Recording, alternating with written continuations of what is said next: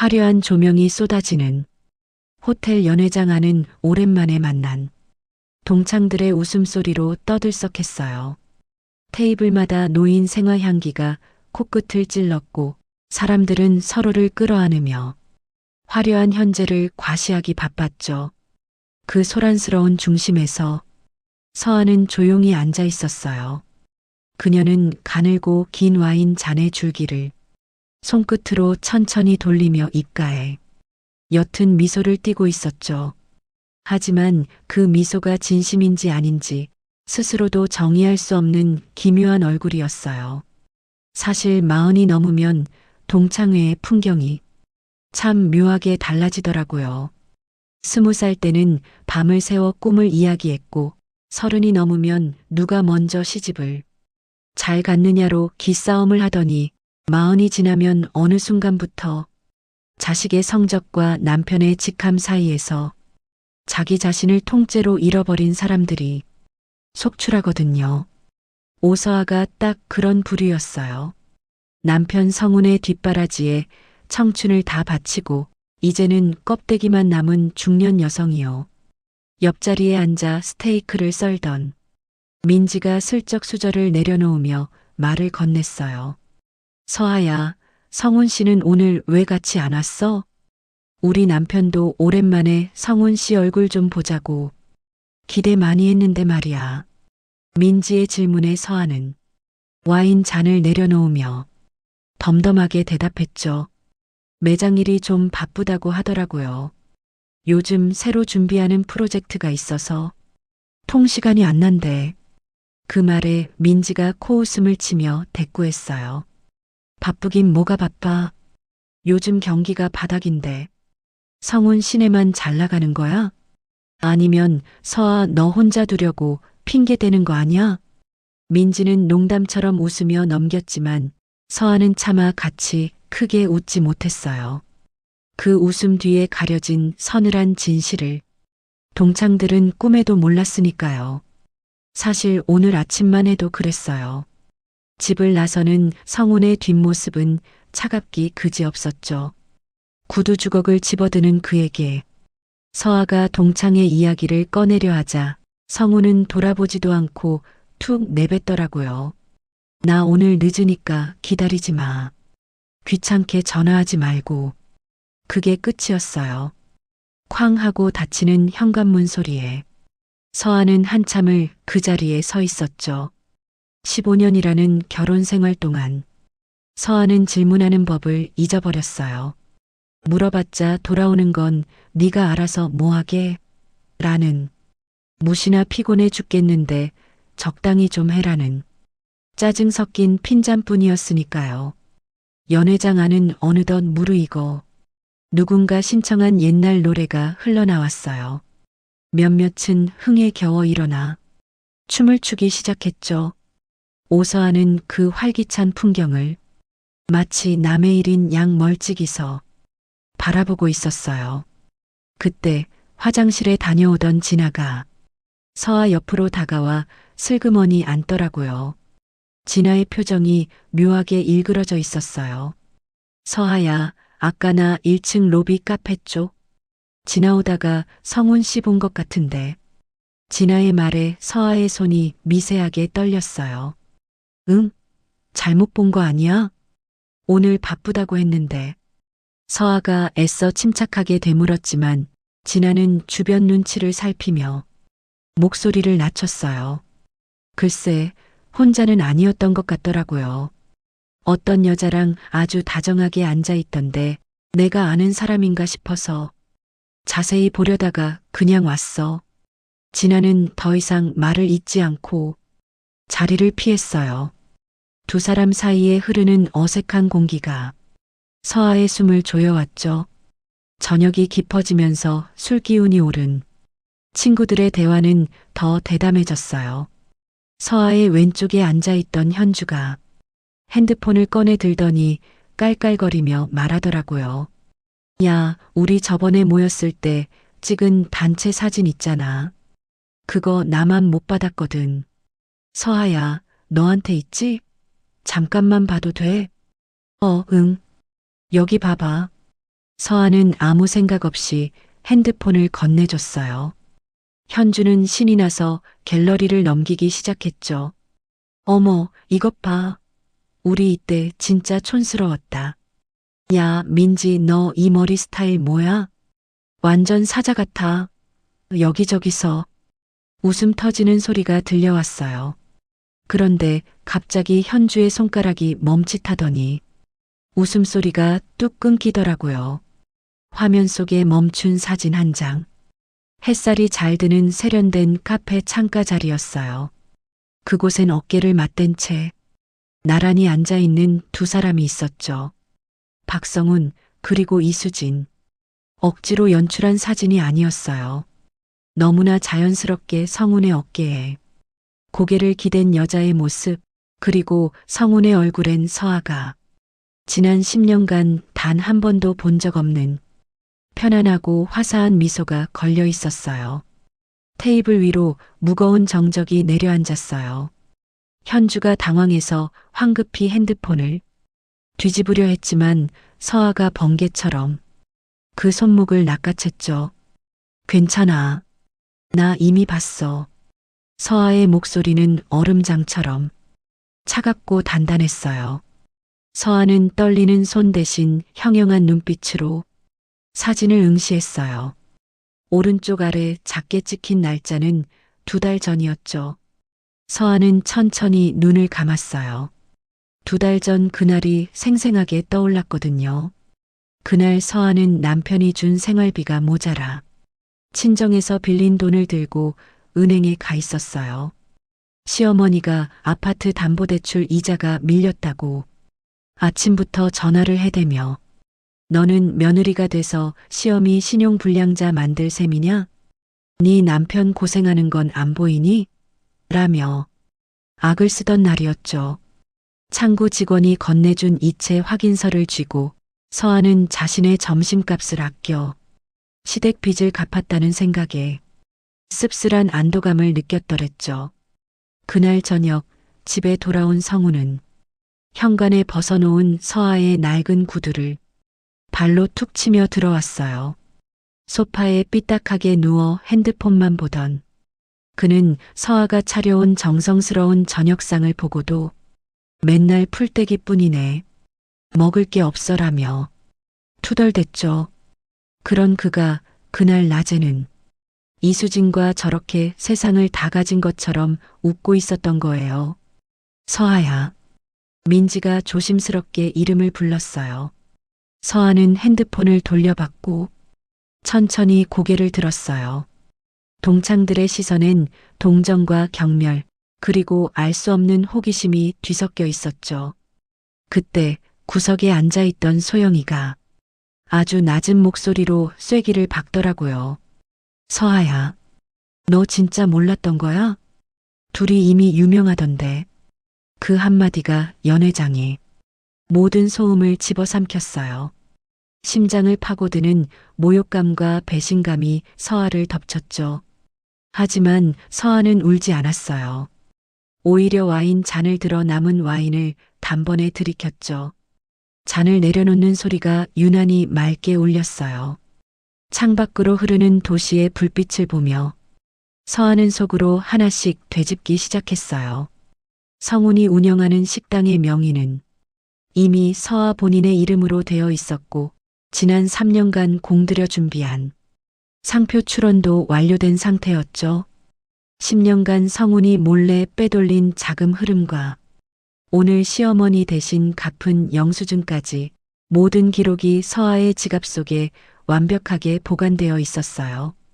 서아의 눈이 깊고 차갑게 가라앉으며 서늘한 빛을 내뿜었어요. 이제 시작이었죠. 성훈이 그토록 당당하게 비웃던 그 집사람이 얼마나 무서운 사람이 될 수 있는지 똑똑히 보여줄 차례였으니까요.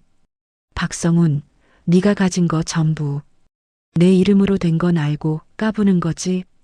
서아는 가방을 챙겨 자리에서 일어났어요. 당황한 동창들을 뒤로 한 채 그녀의 발걸음은 그 어느 때보다 가볍고 단호했습니다. 연회장을 빠져나온 건 밤 9시가 조금 넘어서였어요.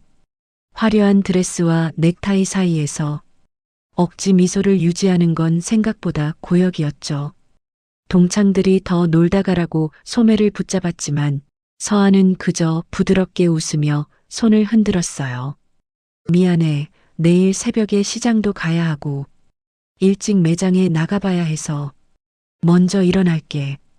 엘리베이터 문이 닫히는 그 찰나의 순간까지도 서아는 완벽한 미소를 지우지 않았어요. 하지만 철컥하고 문이 완전히 닫히자마자 거울에 비친 서아의 얼굴에서는 온기가 순식간에 없어져 버렸죠. 거울 속에는 낯선 여자가 서 있었어요.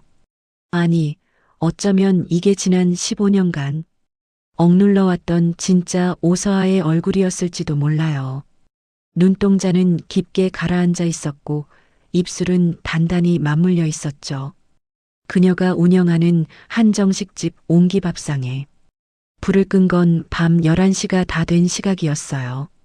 마지막 손님이 비틀거리며 나간 뒤 고생했다며 홀 직원 둘을 먼저 퇴근시켰죠. 서아는 혼자 남은 적막한 주방으로 들어갔어요. 이건 매일 반복되는 그녀의 일상이었어요. 커다란 국 냄비를 가스불에서 내리고 산더미처럼 쌓인 행주를 삶고 바닥에 미끄러운 기름기를 닦아내고 후드에 찌든 때를 벗겨내는 일말이에요. 아무도 알아주지 않고 누구도 시키지 않았지만 서아는 이 식당을 제 자식처럼 여기며 10년째 이 고된 뒤처리를 도맡아 왔어요. 뜨거운 육수 냄비를 개수대 옆에 내려놓던 서아는 문득 멈춰 섰어요. 앞치마 주머니에서 묵직한 핸드폰을 꺼냈죠. 자신도 모르게 손가락이 카드사 앱을 향해 움직였어요. 평소에는 무심코 넘겼던 알람들이었지만 오늘 밤은 왠지 그 숫자들을 하나하나 대조해보고 싶었거든요. 화면에 띄워진 이번 달 카드 사용 내역을 훑어 내려가던 서아의 눈동자가 어느 지점에서 딱 멈췄어요. 심장이 바닥으로 툭 떨어지는 기분이었죠. 호텔 스위트룸 결제, 최고급 리조트 예약금, 심지어는 해외 항공권 마일리지, 사용 처리 내역까지. 최근 2달 사이에만 이런 대형 결제가 5건이나 찍혀 있었어요. 서아가 쓴 게 절대 아니었죠. 그녀는 식당 일에 매여 명절에도 쉬어본 적이 없었고 비행기를 탄 게 언제인지 가물가물할 정도로 자신은 삶의 여유도 없이 일만 해왔으니까요. 서아는 가늘게 떨리는 손가락으로 결제 시간을 하나하나 확인해 봤어요. 오후 10시 40분, 11시 10분, 10시 5분. 소름 끼치게도 그 시간들은 서아가 이 어두운 주방에서 혼자 땀 흘리며 냄비를 박박 닦고 있던 시간대와 정확하게 일치했어요. 서아는 냄비 손잡이를 부서질 듯 꽉 쥐었어요. 쇠의 뜨거운 열기가 손바닥을 파고들었지만 심장이 타 들어가는 고통에 비하면 아무것도 아니었죠. 참다 못한 서아가 결국 성훈에게 전화를 걸었어요. 신호음이 2번째 가기도 전에 남편이 전화를 받았죠. 왜? 다정함이라고는 눈 씻고 찾아볼 수 없는 툭 내뱉는 첫마디였어요. 서아는 목소리가 떨리지 않게 최대한 가라앉히며 물었어요. 카드 내역 확인했어요. 호텔이랑 리조트 결제된 거, 이거 다 뭐예요?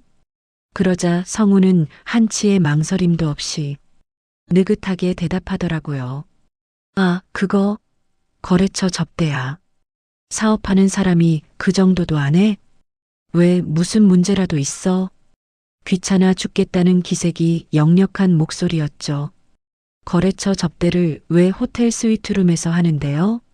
리조트는 또 뭐고요? 서아의 목소리가 조금씩 높아졌어요. 하지만 성우는 오히려 적반하장으로 나왔죠. 그쪽 대표가 그런 장소를 선호해. 요즘 비즈니스가 다 그래. 당신이 집구석에서 찌개나 끓이고 있으니까. 세상 돌아가는 걸 몰라서 묻는 모양인데 모르면 그냥 가만히 있어. 피곤하게 하지 말고. 2달 사이에 5번이에요. 성훈 씨, 이게 말이 된다고 생각해요?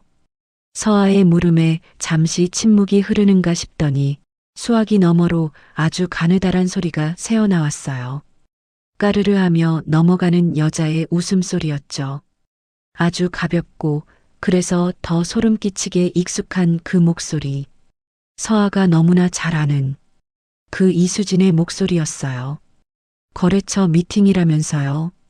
지금 옆에 누구 있죠?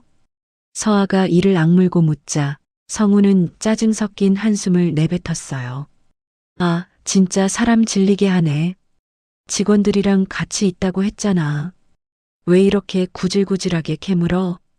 나 바쁘니까 끊어. 뚝 하는 소리와 함께 통화가 일방적으로 끊겼어요. 어두운 주방에는 차가운 정적만이 감돌았죠. 서아는 멍하니 핸드폰 화면을 내려다봤어요.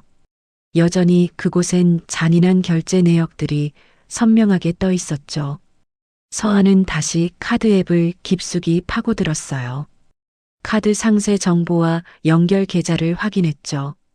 옹기밥상 사업자 계좌에 연결된 보조카드. 원래는 식당 식자재를 사거나 직원들 복리후생용으로 쓰려고 만든 카드였어요. 그런데 어느 날부터인가 성훈이 내가 사업상 쓸 일이 많다며 가져가 버린 뒤로 서아는 믿고 맡겼던 거예요.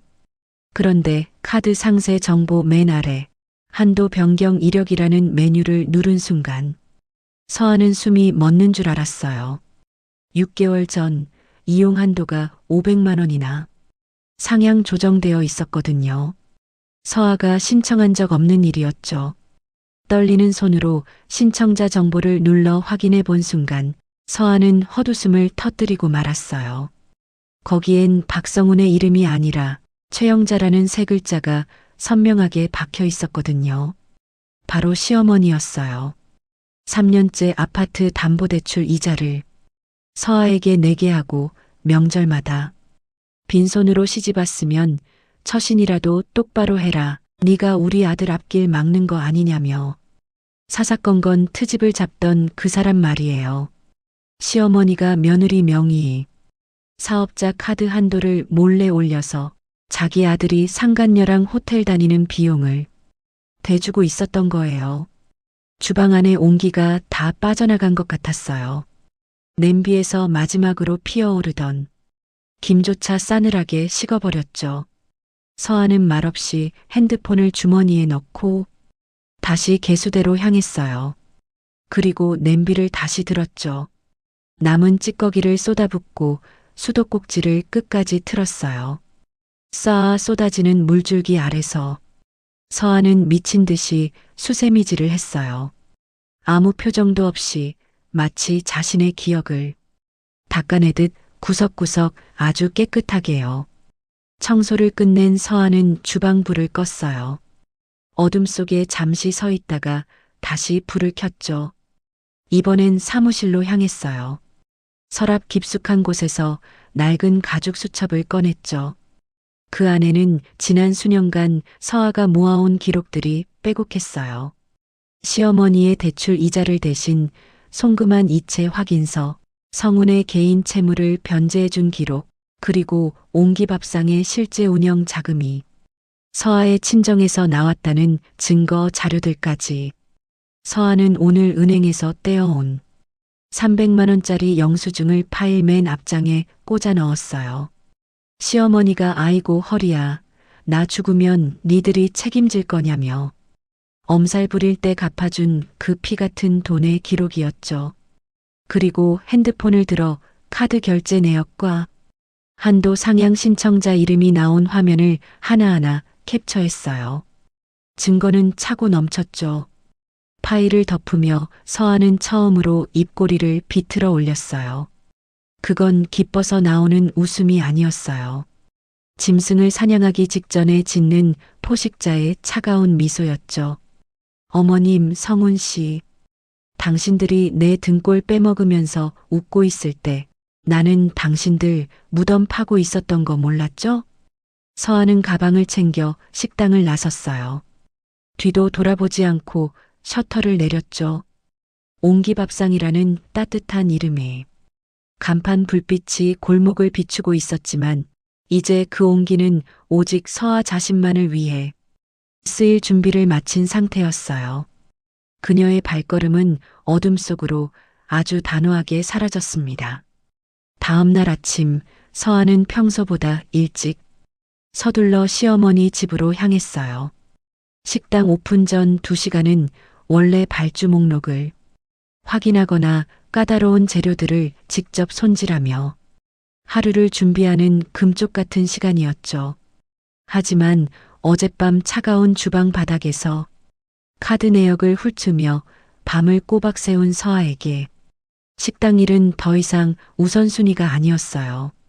푸석해진 얼굴을 찬물로 대충 씻어내고 차에 올라탄 서아의 눈빛은 그 어느 때보다 날카롭게 빛나고 있었죠.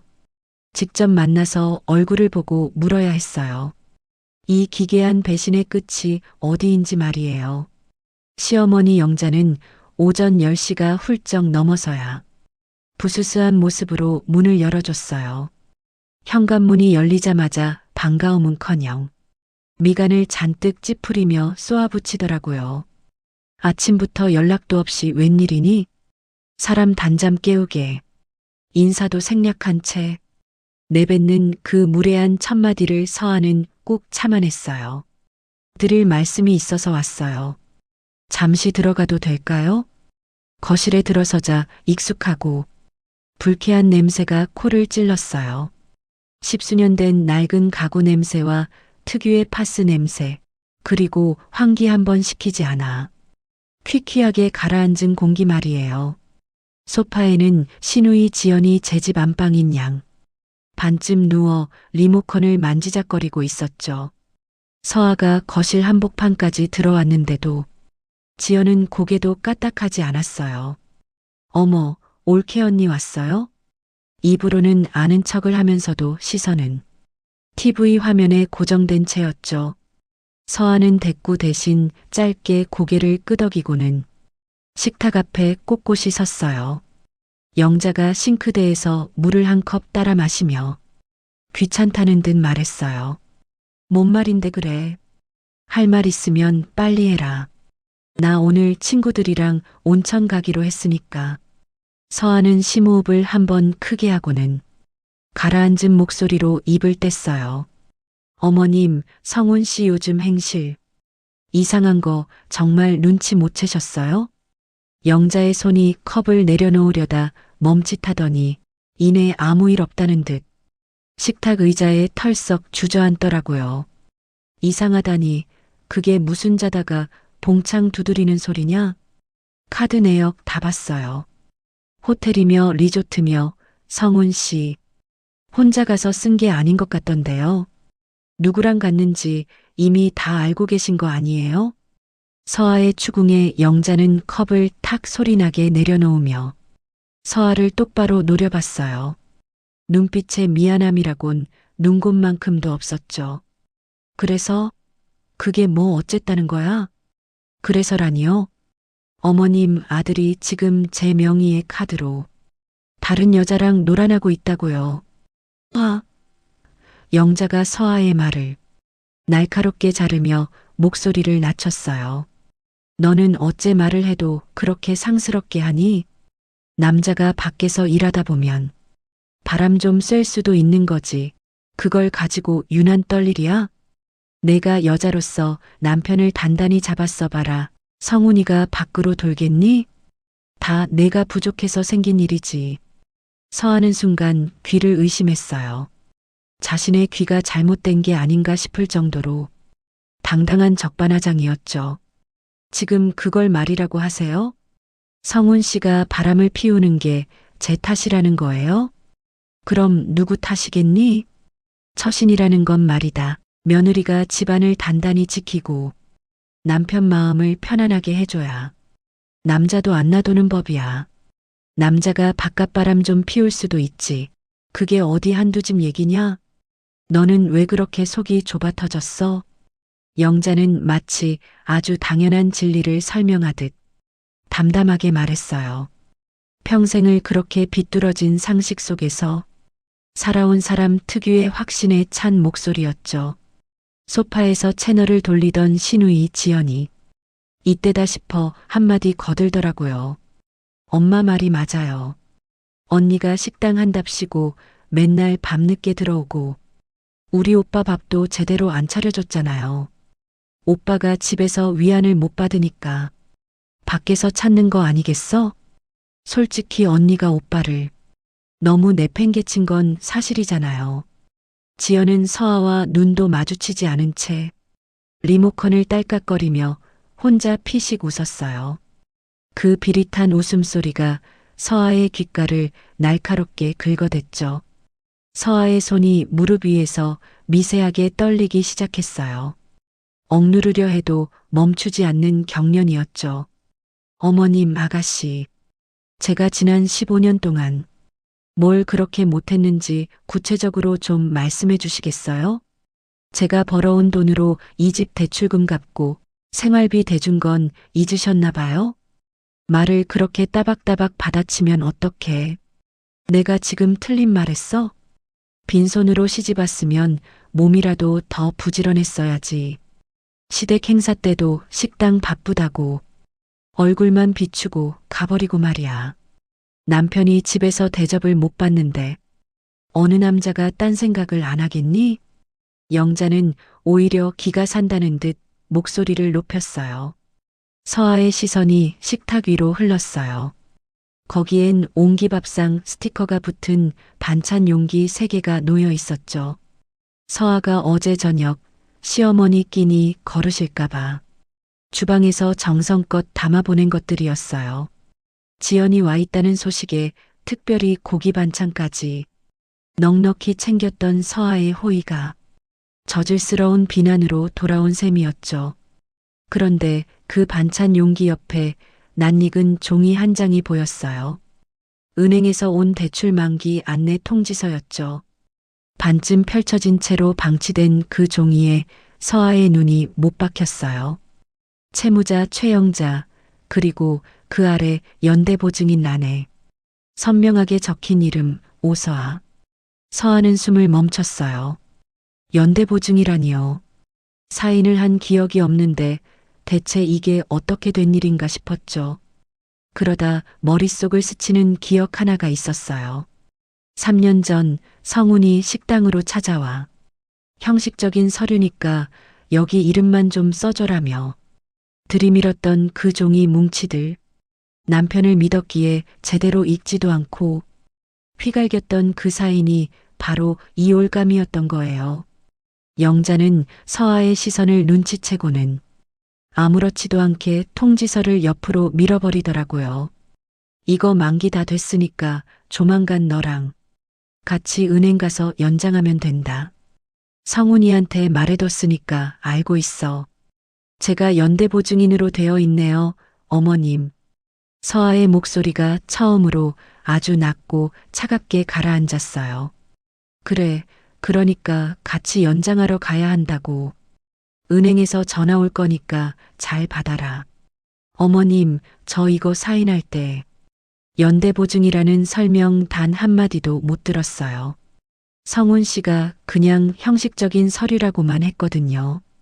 무슨 소리야? 성훈이가 다 설명하고 사인받았다고 하던데 이제 와서 딴소리니? 너 지금 시어머니 앞에서 거짓말하는 거야? 영자는 오히려 서아를 사기꾼 취급하며 쏘아붙였어요. 서아는 말없이 핸드폰을 꺼내 통지서를 찍기 시작했어요. 앞면, 뒷면, 그리고 연대보증인 란에 적힌 자신의 이름과 날인까지 아주 선명하게요. 뭐 하는 거야? 왜 내 서류를 함부로 찍고 난리야? 영자가 당황해서 서류를 뺏으려 했지만 서아가 한 발 빨랐죠. 함부로요? 어머님, 저 이 집 대출 이자 3년 넘게 내고 있어요. 어제도 원금 300만 원 상환해 드렸고요. 근데 제가 제 목줄이 잡힌 서류를 확인하는 게 함부로 하는 건가요? 아니면 당연히 알아야 하는 건가요? 영자는 입을 꾹 다물었고 지연은 못 들은 척 다시 채널을 돌려댔어요. 서아는 차갑게 식은 얼굴로 가방을 챙겨 일어났어요. 어머님, 아까 처신이라고 하셨죠? 저도 이제 처신 똑바로 할게요. 제 방식대로요. 기대하셔도 좋을 거예요. 현관문을 닫고 나오자마자 엘리베이터를 기다리는 서아의 귀로 문 너머 영자의 목소리가 새어나왔어요. 지연아, 제가 요즘 왜 저 모양이니? 어디서 못된 것만 배워와 가지고는 감히 시어미한테 눈을 부릅뜨고 저러니 우리 성훈이가 정이 떨어지지. 지연의 낄낄거리는 웃음소리와 함께 엘리베이터 문이 열렸어요. 서아는 정면의 거울을 응시했죠. 얼굴에는 분노도 슬픔도 없었어요. 오직 얼음처럼 차가운 이성만이 남았을 뿐이었죠. 이제 손은 더 이상 떨리지 않았습니다. 서아는 핸드폰을 열어 오늘 찍은 사진들을 클라우드에 백업했어요. 자동 저장 완료, 외부 공유 설정 완료. 서아의 치밀한 복수 시나리오에 아주 강력한 퍼즐 조각 하나가 더해지는 순간이었습니다. 시어머니 집에서 모욕을 당하고 나온 그날 저녁, 서아는 식당 문을 닫고도 집으로 발걸음을 옮기지 않았어요. 텅 빈 홀에 홀로 서 있자니 천장에 환풍기 돌아가는 소리만이 정적을 메우고 있었죠. 직원들이 다 퇴근한 뒤 서아는 사무실 불을 켰어요. 차가운 가죽 의자를 끌어당겨 앉은 그녀의 앞에는 낡은 노트북 한 대가 놓여 있었죠. 서아는 마치 거룩한 의식을 치르듯 공인인증서 비밀번호를 한자 한자 눌렀어요. 평소보다 느릿하지만 아주 정확한 움직임이었죠. 이건 단순한 확인이 아니라 15년간의 어리석음을 마주하는 시간이었으니까요. 시계 바늘이 자정을 넘기고 새벽 1시, 2시를 가리킬 때까지 서아는 미동도 하지 않았어요. 화면 가득 쏟아지는 숫자들은 지난 10년간 서아가 흘린 피땀의 기록들이었죠. 서아는 엑셀 파일을 열어 항목을 정교하게 나누기 시작했어요. 시댁 관련 이체, 성운 매장 지원금, 정체불명의 카드 자동이체, 빈 칸마다 숫자가 채워질 때마다 서아의 눈동자는 점점 더 시퍼런 빛을 띠며 가라앉았어요. 새벽 3시 마침내 시댁 계좌로 흘러들어간 금액의 합계가 화면에 선명하게 찍혔어요. 서아는 그 숫자를 확인하고는 잠시 숨을 멈췄죠. 1억 4,200만 원. 생활비라는 이름으로 대출 이자라는 핑계로 신우이 지연의 경조사와 명절 용돈이라는 명목으로 빠져나간 돈이었어요. 명목은 매번 그럴싸했지만 돈의 흐름은 언제나 일방통행이었죠. 서아의 계좌에서 영자의 주머니로 단 한 번도 고맙다는 인사나 미안하다는 기색조차 건너온 적 없는 일방적인 착취의 기록이었던 거예요. 스크롤을 내리자 이번엔 성운이 매장 관련 항목들이 나타났어요. 지금 운영하는 식당을 열겠다고 큰 소리치던 날 서아가 가게 수익금을 털어 넣어준 보증금 2,500만 원이 이체된 날짜가 찍혀 있었죠. 잘 되면 꼭 갚을게, 당신 호강시켜 줄게라던 성운의 그 감언이설이 떠올라 서아는 헛웃음이 났어요. 그 말이 화장실 들어갈 때와 나올 때 다른 법이라는 걸 그때는 왜 믿고 싶었을까요? 아니, 어쩌면 알고 있었으면서도 가정을 지키겠다는 미련 때문에 눈을 감았던 걸지도 몰라요. 인테리어 비용 700만 원, 주방 집기 구입비 300만 원, 그리고 운영 자금이라는 명목으로 12번이나 더 나간 5천만 원 이상의 돈들. 서아는 숫자를 응시했어요. 자기가 번 돈이 어디서 어떻게 증발했는지 이렇게 적나라하게 보이는데도 이상하게 가슴이 뜨거워지기는커녕 얼음장처럼 차가워지더라고요. 다음으로 서아의 시선을 강탈한 건 카드 자동이체 내역이었어요. 서아 명의도 아닌 카드가 매달 서아의 통장에서 돈을 빼가고 있었죠. 카드 주인은 바로 신우이 지연이었어요. 적게는 40만 원에서 많게는 80만 원까지 지연이 긁어댄 카드값이 무려 3년 전부터 서아의 통장에서 빠져나가고 있었던 거예요. 서아는 커서를 그 항목 위에 올려두고 한참을 멍하니 있었어요. 성훈이 예전에 지연이가 요즘 좀 힘든데 카드값 한 번만 대신 설정해줘. 조만간 정리할게라고 했던 그 말이 떠올랐죠. 그 한 번이 3년이 될 줄은, 그리고 그 파렴치한 시누이가 올케인 서아에게 고맙다는 말은커녕 처신을 똑바로 하라며 훈수를 두는 적반하장을 보일 줄은 꿈에도 몰랐던 거예요. 스크롤을 더 내리던 서아의 눈이 날카롭게 찢어졌어요. 출금 내역 중에 아주 낯설고 지저분한 계좌들이 섞여 있었거든요. 금액도 불규칙하게 50만 원, 100만 원씩 빠져나갔는데 이체 메모란이 비어 있었죠. 서아는 직감적으로 그 계좌번호들을 금융감독원 조회 시스템에 넣어봤어요. 결과는 참담했어요. 불법 도박 사이트의 충전용 계좌로 등록된 번호들이었죠.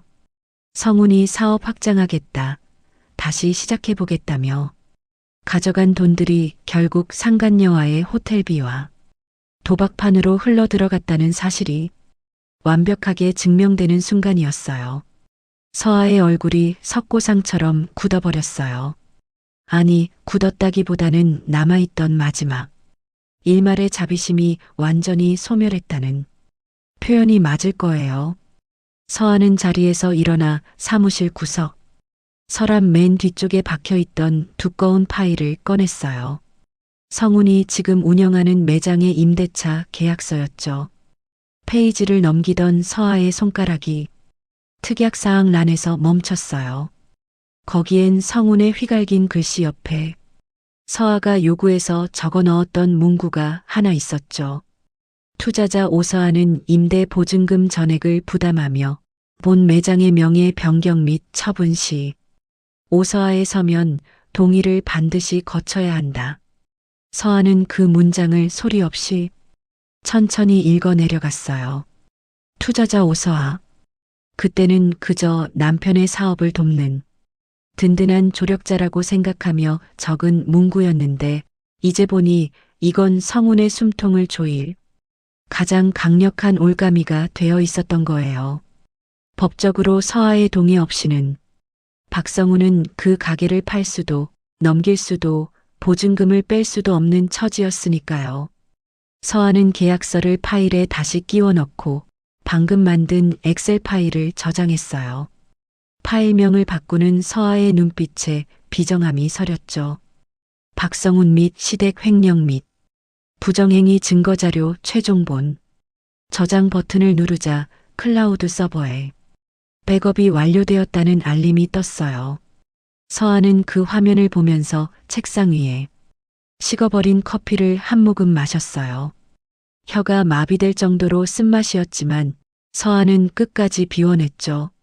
새벽 3시 반, 칠흑 같은 어둠이 깔린 식당 골목엔 찬 바람만이 쌩하니 불고 있었어요. 서아는 불을 끄고 나오며 평소보다 더 꼼꼼하게 잠금 장치를 확인했어요. 철컥, 철컥. 두 번의 육중한 금소금이 골목에 울려 퍼졌죠.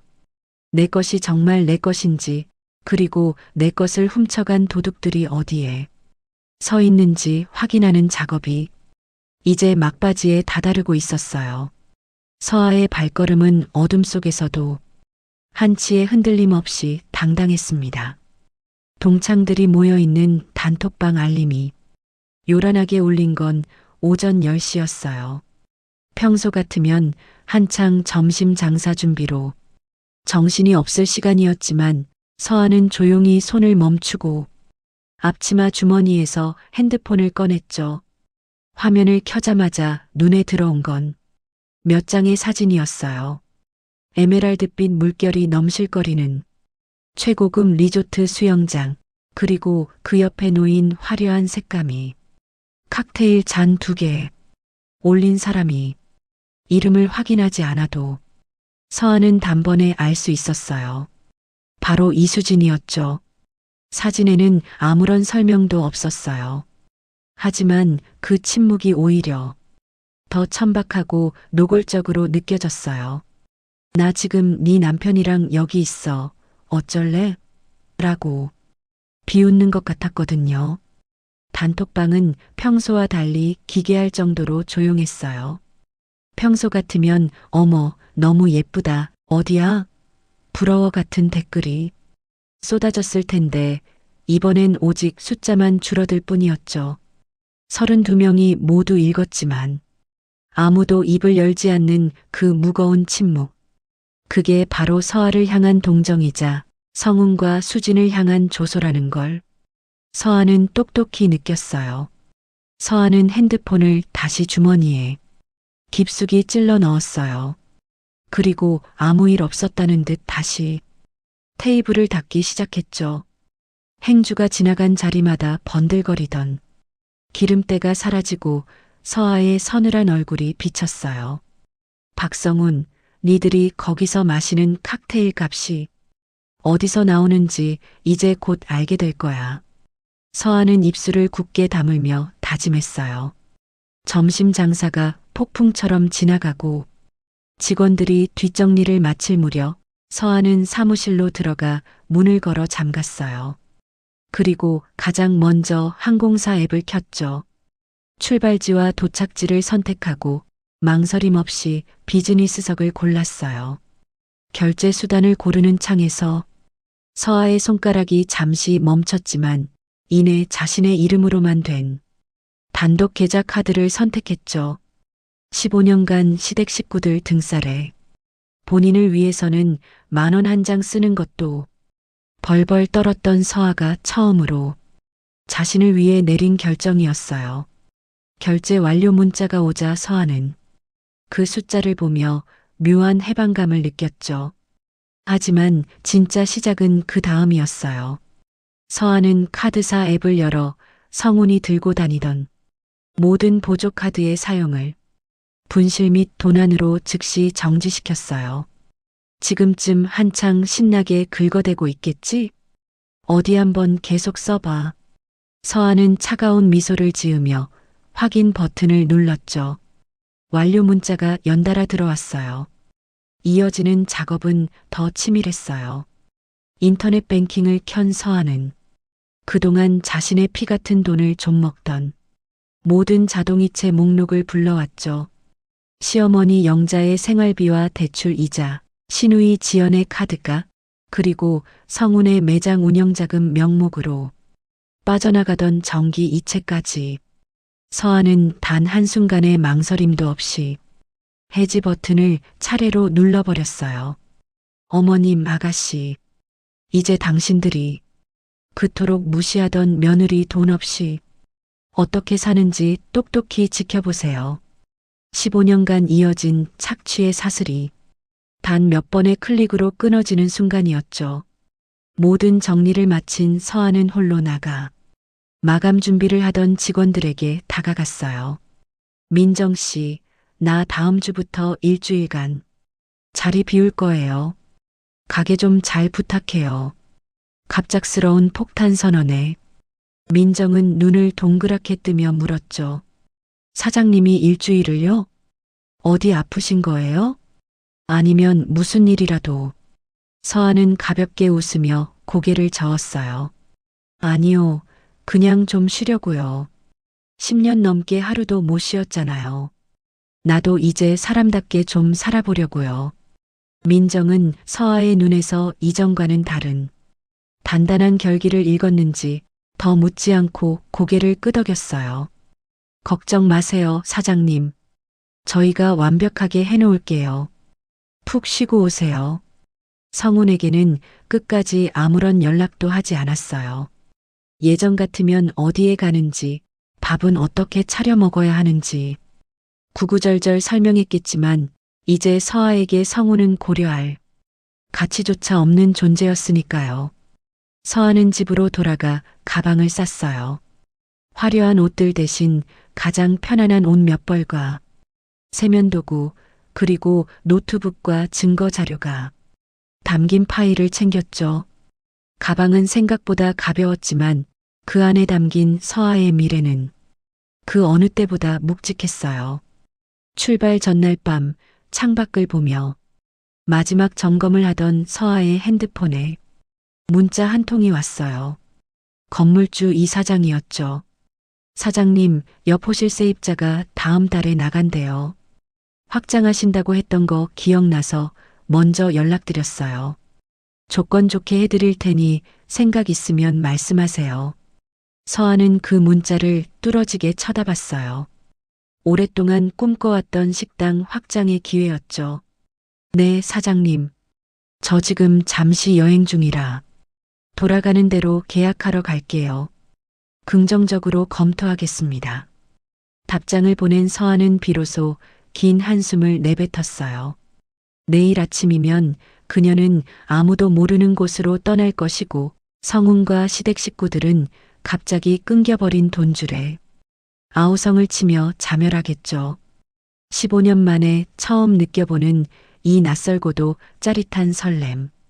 누구의 아내도 누구의 며느리도 아닌 오직 오서아 자신으로 살아가기 위한 첫걸음이 이제 막 시작되려 하고 있었어요.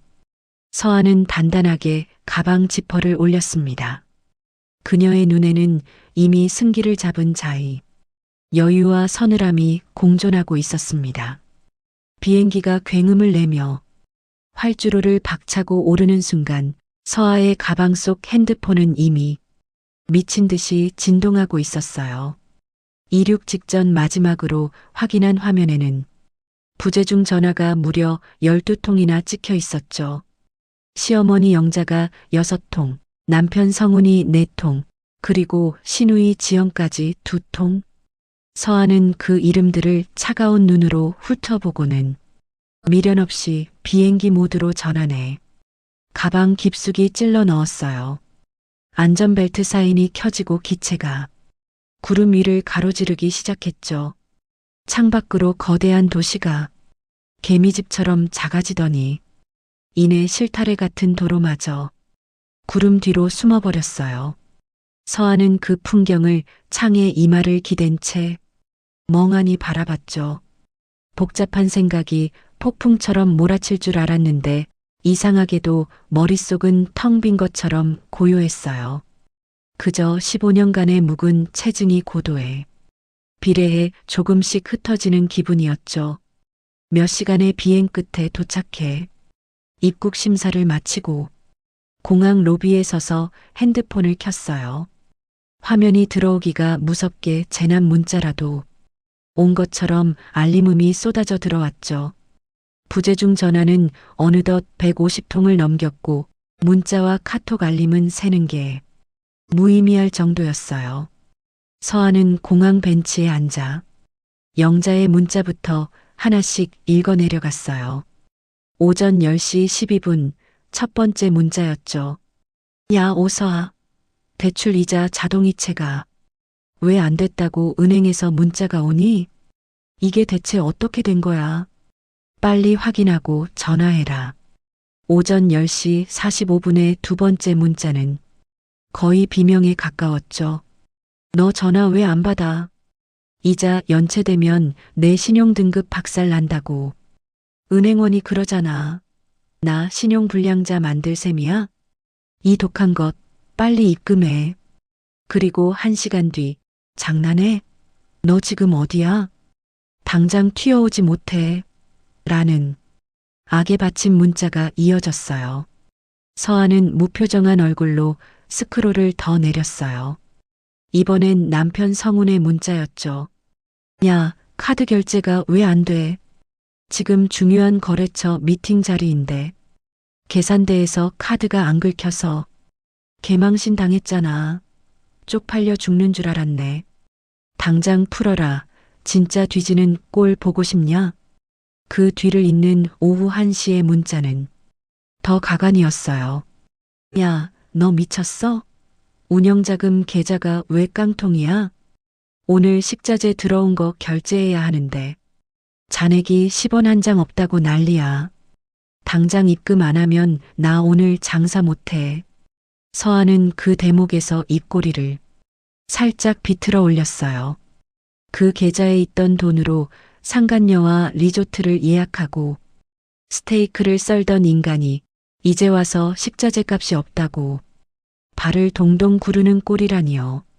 서아가 정지시킨 그 순간부터 성운의 모든 경제적 동력은 멈춘 거나 다름없었죠. 신우이 지연의 문자도 빼놓을 수 없었어요. 언니 식당에서 제 이름으로 된 외상장부 안 받아준다고 난린데 이거 언니가 시킨 거예요? 직원이 사장님 지시라고 딱 잘라 말하는데 저 기분 너무 상하거든요. 저 이번 달 형편 어려운 거 알면서 너무하신 거 아니에요? 가족끼리 치사하게 이러기에요? 서아는 코웃음을 쳤어요. 가족? 필요할 때만 가족이지. 서아가 출발 전날 매장 매니저 민정 씨에게 단단히 일러둔 게 효과를 본 모양이었죠. 박 씨 성을 가진 자들은 물 한 잔도 외상으로 주지 말라는 서아의 지시를 민정은 아주 완벽하게 수행한 거예요. 체크인을 마치고 숙소방에 짐을 풀었어요. 발코니 문을 여니 푸른 바다가 눈앞에 펼쳐졌죠. 15년 만에 처음 느껴보는 소금기 머금은 바람이 뺨을 스쳤어요. 짐을 정리하던 중 또다시 핸드폰이 울렸어요. 이번엔 저장되지 않은 낯선 번호였죠. 서아는 잠시 망설이다 전화를 받았어요. 오서아 씨 되시죠? 여기는 한울은행 본점 여신관리팀입니다. 수화기 넘어 남자의 목소리는 아주 사무적이고 낮게 가라앉아 있었어요. 네, 말씀하세요. 서아는 창가 의자에 몸을 기댔어요. 다름이 아니라 최영자 씨 명의 대출건에 연대보증 서류에 대해 내부 조사가 착수되었습니다. 보증인 서명란의 필적이 오서아 씨 본인의 실제 필적과 상당 부분 상이하다는 감정 결과가 나왔거든요. 서아의 눈이 가늘게 떨렸어요. 그게 무슨 말씀인지 정확히 설명해 주시겠어요? 쉽게 말씀드리면 누군가 오서아 씨의 동의 없이 서명을 위조했을 가능성이 크다는 겁니다. 만약 본인이 직접 서명한 게 아니라면 해당 연대보증 효력은 즉시 상실됩니다. 또한 이는 사문서 위조 및 행사죄에 해당하므로 은행 측에서는 수사기관에 정식으로 고발을 진행할 예정입니다. 방 안에는 파도 소리만이 고요하게 울려 퍼졌어요. 서아는 천천히 입을 뗐죠. 저 역시 그 서류의 정체가 의심스러웠습니다. 계약 당시 남편으로부터 제대로 된 설명을 듣지 못한 채 도장만 찍으라고 강요받았거든요. 필적 감정뿐만 아니라 모든 수사에 적극적으로 협조하겠습니다. 전화를 끊은 뒤 서아는 핸드폰을 무릎 위에 내려놓았어요. 3년 전 식당으로 찾아와 형식적인 거니까 걱정 마, 나만 믿어라며 서류를 들이밀던 성운의 뻔뻔한 얼굴이 스쳐 지나갔죠. 서아가 잠시 자리를 비운 사이 제 손으로 내 이름을 위조에 적어 넣었을 그 더러운 손길이 누구의 것인지 이제는 명확해졌어요. 박성운, 그리고 어머님.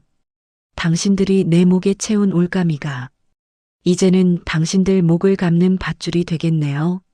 서아는 핸드폰의 전원 버튼을 길게 눌렀어요. 화면은 꺼졌고 서아의 얼굴이 검은 액정에 비쳤죠. 더 이상 울음도 분노도 없었어요. 서아는 창문을 활짝 열어젖혔어요. 오렌지빛으로 물들어가는 노을을 보며 서아는 오늘 저녁 자신이 가장 먹고 싶었던 메뉴가 무엇인지 오직 자신만을 위해 고민하기 시작했죠. 15년 만에 찾아온 누구에게도 간섭받지 않는 완벽한 평화의 시작이었습니다. 귀국을 앞둔 마지막 밤, 서아는 숙소 테이블에 노트북을 펼쳤어요. 화면 너머로 연결된 사람은 법무법인 한결의 변호사였죠. 서아가 귀국 전 치밀하게 뒷조사해서 직접 선임한 실력자였어요. 이혜원 변호사는 서아가 보낸 방대한 자료들을 검토하느라 꽤 피곤해 보였지만 눈빛만큼은 승기를 잡은 듯 예리하게 빛나고 있었죠. 오서아 씨, 보내주신 자료들 하나하나 다 뜯어봤습니다. 이 변호사가 안경을 고쳤으며 말을 뗐어요. 지난 10년간의 자금 흐름을 이렇게 완벽하게 정리해 두셨을 줄은 몰랐네요.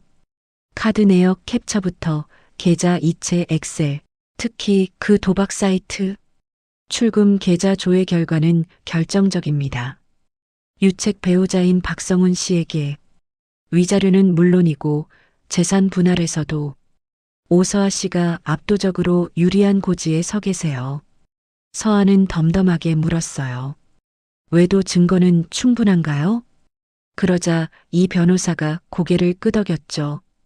동창 단톡방에 올라온 사진들과 카드 결제 날짜, 위치 정보가 소름 끼치게 일치합니다.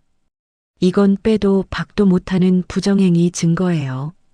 그리고 가장 중요한 거, 은행에서 연락 왔던 필적 감정건 말입니다. 만약 서명이 본인 것이 아닌 것으로 판명되면 이건 단순한 이혼을 넘어 사문서 위조라는 형사사건이 됩니다. 박성훈 씨는 물론이고 이를 묵인하거나 공모한 시어머니 최영자 씨도 무사하지 못할 거예요. 화상 통화를 끝낸 서아는 노트북을 덮고 테라스로 나갔어요. 칠흑 같은 밤바다 위로 하얀 파도가 부서지고 있었죠. 15년간 서아를 옥죄던 보이지 않는 사슬이 이제는 거꾸로 그들의 목을 향해 조여가고 있다는 사실에 서아는 깊은 안도감을 느꼈어요. 그날 밤 서아는 단 한 번의 가위 눌림도 없이 아주 깊은 잠에 빠져들었습니다. 귀국 이틀 전 서아는 꺼두었던 핸드폰 전원을 다시 켰어요. 화면이 켜지자마자 예상대로 성훈과 영자의 도끼 어린 문자들이 폭포수처럼 쏟아졌죠. 성훈은 거의 실성한 듯 보였어요. 야, 오서아. 카드사에서 채권 추심 연락 오고 난리야. 매장 운영비 계좌가 막혀서 식자재 차들이 그냥 돌아갔다고. 이게 무슨 일인지 당장 설명해. 너 진짜 나 망하는 꼴 보고 싶어서 작정했어? 영자의 문자는 더 가관이었죠. 야, 오서아. 너 지금 어디서 뭘 하길래? 이자 자동이체를 끊어버려. 은행에서 연체 1차 통보 왔다. 다음 달까지 이자 안 들어오면 나 신용불량자 된다는데 시어머니 길바닥에 나 앉게 만들 셈이야? 내가 인간이니? 당장 입금 안 해. 서아는 그 문자들을 보며 콧방귀를 꼈어요. 본인들이 며느리 돈으로 호의호식할 때는 인간이었고 이제 와서 돈줄 끊기니까 짐승 대접이라도 받으시려는 모양이네. 서아는 미련 없이 문자함을 닫아버렸어요. 그때 동창 혜진이에게서 의외의 문자가 와 있었어요. 서아야, 저번에 너네 식당 옹기밥상 갔었는데 너무 맛있어서 영상 좀 찍어 올렸거든? 근데 이거 조회수가 미쳤어. 너 혹시 확인해 봤니? 서아는 의아한 마음에 인스타그램을 열었죠. 혜진이가 올린 릴스 영상은 이미 11만 뷰를 넘어서고 있었어요. 배경음악도 없이 그저 보글보글 끓는 뚝배기와 정갈한 반찬들, 그리고 친절하게 손님을 응대하는 민정의 모습이 담긴 영상이었는데 사람들은 그 진짜 밥집의 냄새에 열광하고 있었죠. 댓글창은 이미 예약 문의로 마비 상태였어요. 여기 어디인가요? 집밥이 너무 그리운데 꼭 가고 싶어요. 반찬 가짓수 실화인가요? 사장님 손맛이 화면 뚫고 나오네요. 다음 주 예약 가능한가요? 부모님 모시고 가고 싶어요. 서아가 자리를 비운 사이 식당은 사장 없이도 스스로 빛을 발하고 있었던 거예요. 서아가 민정에게 문자를 보내자마자 답장이 왔죠. 사장님, 예약 전화 때문에 업무가 안 될 정도예요. 다음 주 예약은 이미 꽉 찼고요. 다들 사장님 언제 오시냐고 물어봐요. 저희 사장님 너무 보고 싶어요. 민정의 문자를 보며 서아는 처음으로 가슴 한구석이 벅차오르는 것을 느꼈어요.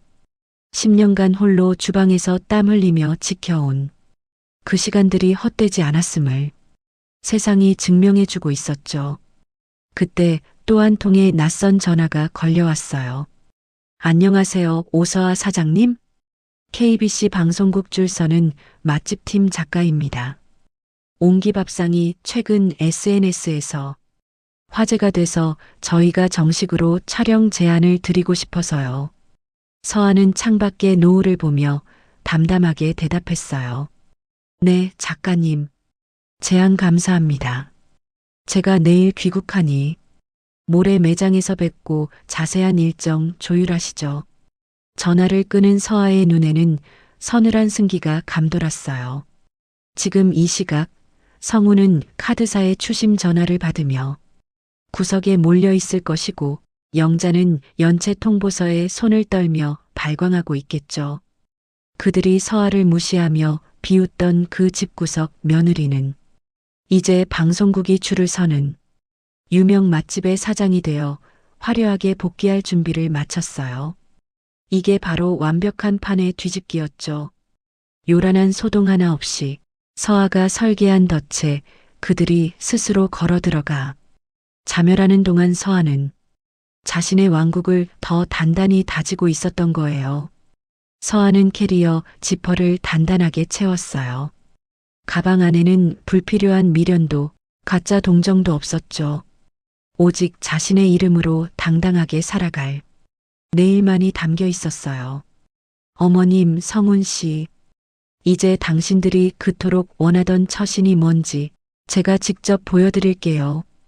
서아의 발걸음은 그 어느 때보다 가벼웠고 공항으로 향하는 그녀의 뒷모습은 승리자의 그것과 다름없었습니다.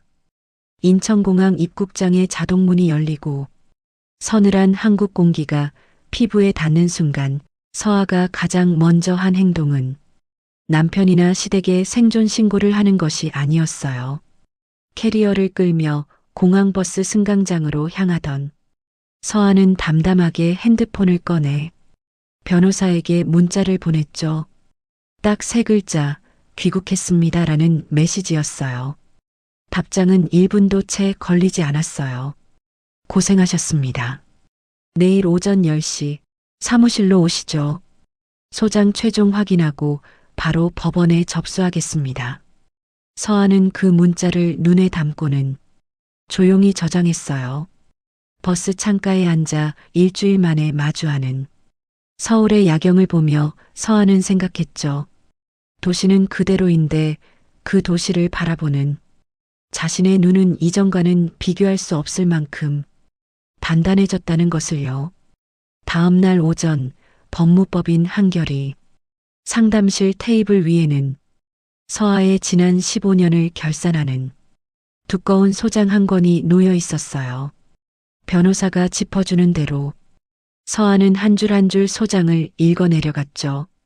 이혼 청구, 재산 분할 청구, 그리고 박성훈과 이수진을 상대로 한상간 남녀 위자료 청구까지. 특히 청구 원일란에는 서아가 수집한 증거들이 칼날처럼 날카롭게 정리되어 있었어요. 10년치 자금 횡령, 도박 계좌 정황, 그리고 결정적인 연대보증 서명 위조 의혹까지요. 이해 없습니다. 진행해 주세요. 서아의 말에 도장이 찍히는 소리가 정적을 깼어요. 쾅, 쾅, 쾅.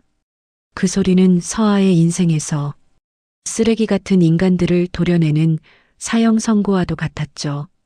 소장이 접수된 지 사흘 뒤 성훈에게서 미친 듯이 전화가 오기 시작했어요. 서아는 단 한 통도 받지 않았죠. 대신 이 변호사의 명함 사진과 함께 짧은 문자를 보냈어요. 앞으로 모든 용건은 내 변호사를 통해서 하세요. 직접 연락하면 접근 금지 신청도 검토하겠습니다. 그러자 성우는 발광하며 문자를 보냈더라고요. 아, 오서아, 너 진짜 미쳤어? 소송이라니. 이대로 가면 나 가게 문 닫고 길바닥에 나 앉아야 해. 그거 알고 이러는 거야? 서아는 그 문자를 읽고는 가볍게 콧방귀를 뀌었어요. 누구 돈으로 영가게인데. 이제 와서 네 가게 타령이야? 네가 앉을 길바닥 내가 아주 차갑게 얼려줄게. 시어머니 영자의 몰락은 성운보다 훨씬 처참하고 빨랐어요. 연체 1차 통보가 2차로 넘어가고 압류예고 통지서가 날아들자 영자는 사색이 되어 동네 부동산을 뛰어다녔죠. 하지만 돌아온 대답은 절망적이었어요. 어르신, 대출 잔금이 집값의 70%가 넘어요. 이거 금매로 팔아봤자 복비 떼고 나면 수중에 1,000만 원도 안 남습니다. 며느리가 3년 동안 이자를 대신 내줄 때는 집이 온전히 자기 것인 줄 착각하며 살았던 영자는 그제야 자신이 서아라는 기둥 없이는 한순간도 버틸 수 없는 모래성 위에서 살았다는 걸 깨달았죠. 영자는 길바닥에서 지연에게 전화를 걸어 악을 썼어요. 지연아, 그 독한 년이 변호사까지 썼단다. 우리 성훈이 가게까지 뺏으려고 작정했어. 이게 다 네 올케가 처신을 똑바로 안 해서 이 사달이 난 거 아니냐? 하지만 지연의 대답도 차가웠죠. 엄마, 나 지금 내 카드 연체돼서 정지당했어.